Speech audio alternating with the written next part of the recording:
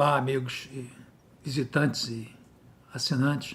Estamos aqui para mais um vídeo e dessa vez nós vamos falar de um termo que está muito em voga ultimamente, que é a deterrence ou a dissuasão, que é um esforço para você afetar o pensamento do adversário a fim de desencorajá-lo ao recurso de armas nucleares. Esse vídeo é mais ou menos uma atualização de um vídeo que eu fiz em 2018, há 2 anos, quando eu abordei a Nuclear Posture Review, que é um documento que o Departamento de Defesa americano faz toda vez que ele muda, né, a sua postura nuclear, a sua postura de estratégia nuclear.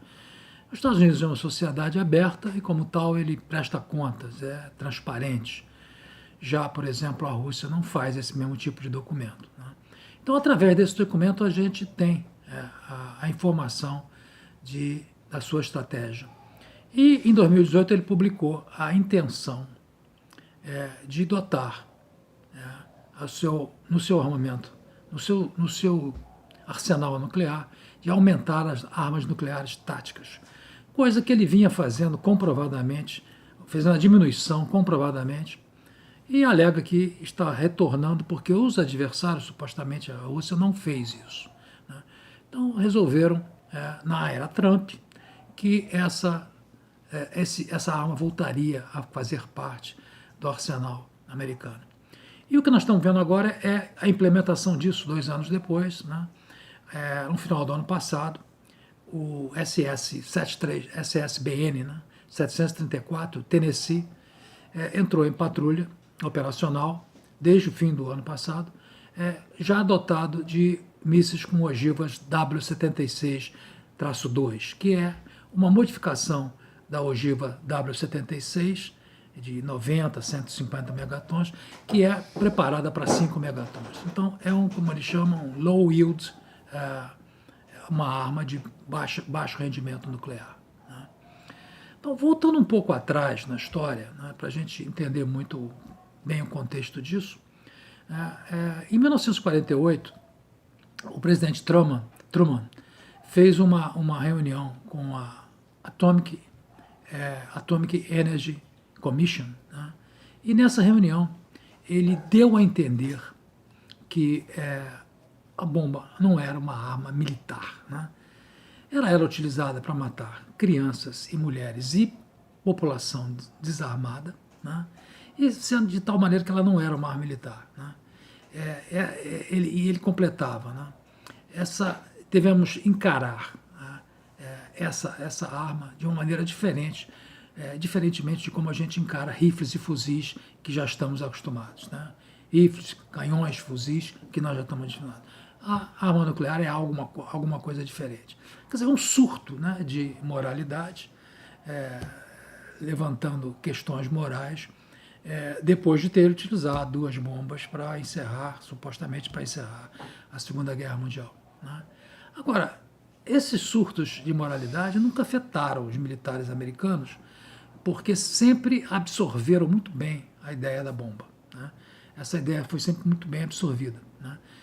Existe um livro que está sendo lançado agora, na verdade a versão impressa só será lançada em fevereiro do ano que vem, mas já existe a versão digital na Amazon. Esse livro, A Bomba, como os presidentes generais lidaram com ela, do Fred Kaplan, né? Já está disponível, eu venho lendo, né?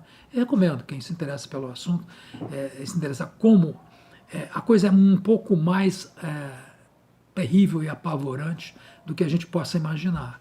Os momentos em que a gente passou na década de 60, as situações que foram criadas. Vamos ver um pouco disso, né? Tanto que esses surtos de moralidade também surgiram, né, no Almirantado. Em 1949, o Almirantado teve um desses surtos, mas foi um surto camuflado, porque, na verdade, o que eles estavam querendo era ter também disponibilidade para os seus aviões navais das bombas nucleares, porque, naquela época, a Força Aérea, o Strategic Air Command, o Comando Estratégico Aéreo Americano é que dominava, né? E eles é que estavam gerenciando essa questão nuclear. E a Marinha não estava tendo muita chance, né? Então, os almirantes criaram esse surto de moralidade, na verdade, para camuflar uma vontade que tinham, né, de ter. É como a raposa e as uvas. Né? Na verdade, eles queriam ter e não tinham. Tanto que, alguns anos depois, né, esse surto passou quando todos os aviões bombardeiros da Marinha tiveram armas nucleares instaladas nos seus aviões. Agora, quando que a gente pode dizer que a deterrence foi usada pela primeira vez? Não com esse mesmo sentido de hoje, de você não use porque eu também tenho. Mas na Guerra da Coreia, o Eisenhower ameaçou os russos e os chineses que estavam apoiando a Coreia do Norte, ameaçou que eles deveriam parar o apoio, senão ele ia utilizar armas nucleares. Né? E naquela época ainda a União Soviética estava muito no início do desenvolvimento, ela aceitou, né, a ameaça. Aliás, não se sabe muito bem, os historiadores divergem se ela aceitou ou houve um problema, porque o Stalin faleceu 3 meses antes do armistício, então há quem diga também que não tem muito a ver com a ameaça, foi mais uma questão interna da União Soviética com a morte do Stalin. Né? Que logo depois, ele morreu e 3 meses depois foi assinado o armistício, nunca se selou uma paz, nós estamos em armistício até hoje entre a Coreia do Norte e a Coreia do Sul. Né? Mas aí, em 1952, continuando o desenvolvimento, em 1952, Los Alamos testa a primeira bomba de hidrogênio. Então, não se falava mais em quilotons, se falava em megatons. Né?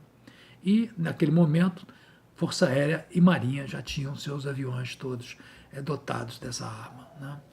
Né? Essa disputa que a gente viu, né, entre a Marinha e a Força Aérea nos Estados Unidos, e vamos ver, ela se repete mais tarde, em 1956, já vamos ver esse episódio, me lembra um episódio também aqui no Brasil, que me deu, naquela época, vergonha alheia, né? Que é aquela questão do porta-aviões de Minas Gerais, em que não se sabia, brigavam a FAB e a Marinha para quem ia operar os aviões de asa fixa. E ensejou até uma paródia do Juca Chaves, né, inteligente, em que ele criticava e ridicularizava essa questão. Então a gente vê que esse tipo de disputa interna entre Forças Armadas por verbas, por privilégios em programas, não é uma coisa que aconteceu aqui, nós aqui, num país com pouca expressão militar, acontece também na grande potência americana. Né? Nós vamos ver como isso se recrudesceu mais tarde. Né? Exatamente com a questão do submarino Polaris. Né? A Marinha queria instalar nos seus submarinos esse míssil Polaris, que naquela época não tinha muita precisão. Né? E a Força Aérea, através do LeMay, que era um general que foi responsável durante a Segunda Guerra pelos bombardeios, tanto os bombardeios na Europa como no Pacífico, e ele disputava com o almirante Arleigh Burke, esse mesmo nome que foi denominar mais tarde uns destroyers bem modernos da Marinha Americana. E o Arleigh Burke, né, o almirante Burke, e o LeMay disputavam essas verbas, porque a Marinha queria dinheiro, queria privilégio para desenvolver o Polaris. E a Força Aérea queria continuar mantendo a prevalência com seus aviões, com seus bombardeiros.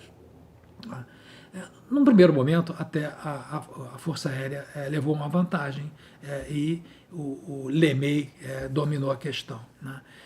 Tanto que ele, formou um grupo de todas as Forças Armadas Americanas, do Exército, dos fuzileiros da Marinha e da Força Aérea, para fazer um plano integrado. Então, isso foi conhecido como CIOP, né? O Single Integrated Operational Plan, que era um plano que foi estabelecido para fazer frente, né, ao que eles achavam e estavam subestimando muito, né, o poderio que a União Soviética na época tinha. Eles subestimaram, não se sabe se por ignorância mesmo, né, os meios de vigilância por satélite estavam sendo desenvolvidos naquela época. Né? Não se sabe se por ignorância mesmo ou se por má fé para conseguir mais verbas, eles subestimaram muito a capacidade que a União Soviética tinha, a ponto de dizer, né, para o Congresso americano e para aqueles que faziam os fundings, né, das Forças Armadas, que eles estavam com um gap em relação à União Soviética, ou seja, a União Soviética estaria adiante na quantidade de mísseis. Então eles subestimaram muito isso.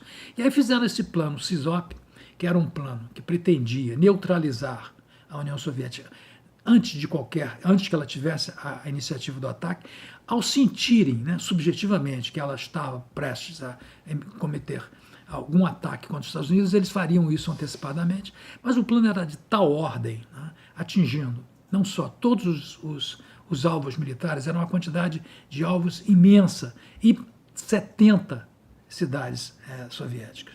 Esse plano estimava-se, né, que causaria a morte de 275 milhões de russos. Né? Um verdadeiro absurdo esse plano, para se ver como que os falcões das Forças Armadas Americanas naquela época estavam dominando a arena. Né? Quando o Kennedy ganhou as eleições e substituiu o Eisenhower, né, esse plano, o McNamara, que foi o secretário de defesa dele, ficou estarrecido com esse plano, né, e começou a pressionar ao LeMay e aos responsáveis pelo SISOP em rever isso. Né, e realmente foi revisto não como se deveria ser revisto, foi revisto colocando algumas etapas para realizar esse plano, mas ainda era um plano, né, muito absurdo, né, para se ver como eles nessa época lidavam com essa questão nuclear. Né. Então, hoje nós estamos vivendo um momento em que está havendo uma recrudescência disso. Por quê? Porque sem nenhuma evidência, né, de que os russos possam realmente usar em conflitos locais, por exemplo, da Síria, né? Esse que nós tivemos da Síria recentemente, que ainda está rolando. Se não há evidências que os russos tenham tido a intenção de utilizar armas nucleares táticas. E sem essa evidência, né, os Estados Unidos começaram a fazer a disponibilização dessas armas novamente em seus submarinos. Né? Porque isso é uma coisa supérflua, porque os Estados Unidos já têm muitas armas que têm opção para downgrading. Elas têm opção para serem reduzidas. Não precisariam criar novas ogivas, porque eles têm uma quantidade muito grande de ogivas que podem ser submetidas a uma opção de redução. Né? Então, agora, o argumento, né, para se criar uma arma específica para se colocar no submarino é que as defesas antiaéreas russas são muito eficazes. Né? Então, haveria muito pouca eficiência no ataque, com a perda de muitos pilotos e muitas aeronaves. E então eles defendem a utilização de uma nova arma no submarino, porque o submarino é difícil de saber onde ele está, então ele traria totalmente o elemento surpresa. Então se cria, né, um paradoxo. Né? Disse que as armas táticas russas diminuem o limite, o threshold nuclear, diminui o limite, tornando, né, o uso mais provável num conflito. E, por outro lado, disse que as armas americanas aumentam esse limite, né, tornando o uso menos provável. Quer dizer, um paradoxo. Né, seria a escalar para desescalar. Né. Agora, o que se acredita é que um pouco dessa estratégia tem a ver com a nova Guerra Fria, ou seja, com a Coreia e o Irã do Norte. Talvez não tenha muito a ver com a Rússia. Né? Agora, essas novas armas, né, são perigosas. Né? Por que elas são perigosas? Porque é exatamente o absurdo de escalar para diminuir. Né? Porque dá a impressão de que uma guerra de curto alcance é possível, ou seja, é possível controlar uma guerra em que se usem armas táticas pequenas, apenas de efeito local. Mas todo mundo sabe que ninguém, né, gosta de perder. Né? Existem erros de avaliação, erros humanos. Então, a possibilidade de um conflito em que se use armas táticas escalar para um conflito com armas estratégicas é muito grande. Né? Então, esse é o perigo, né, das armas estratégicas que estão sendo agora definitivamente implantadas no arsenal americano novamente, né? Dando um sinal de que o conflito limitado é possível, né? Muito bem. Como eu disse, eu trato aqui no canal normalmente assuntos mais objetivos. Não é meu feitio tratar assuntos tão subjetivos. Mas eu estou colocando isso como uma revisão àquele vídeo e para que a gente receba de vocês também uma opinião. Estamos discutindo isso juntamente. Eu estou levando a vocês as informações que eu coletei para que a gente discuta o que vocês acham em relação a isso. Eu sei, vai ter muita gente achando que não tem problema, que é isso mesmo, né? E tem muita gente achando que isso é realmente uma escalada perigosa, né? Então eu quero ouvir o que vocês acham sobre isso e a gente montar aí uma ideia da comunidade sobre o que acha sobre esse assunto. Um grande abraço e até a próxima.